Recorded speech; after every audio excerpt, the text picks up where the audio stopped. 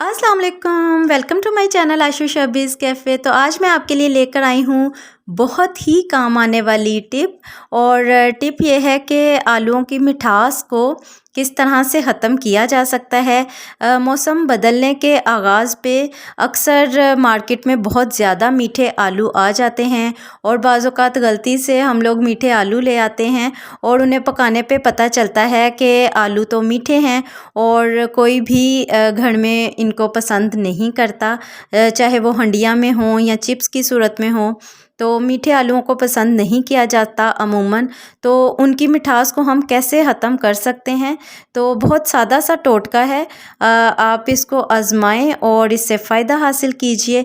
तो आलूओं की मिठास ख़त्म करने के लिए इन्हें काट कर इन पर अच्छी तरह से नमक, लहसुन और सफ़ेद सिरका लगा दें और फिर इनको किसी बर्तन में ढक कर रख दीजिए तकरीबन 45 मिनट के लिए। आफ्टर 45 मिनट्स इनको धो लीजिए और फिर आप किसी भी सूरत में इन आलूओं को इस्तेमाल कीजिए।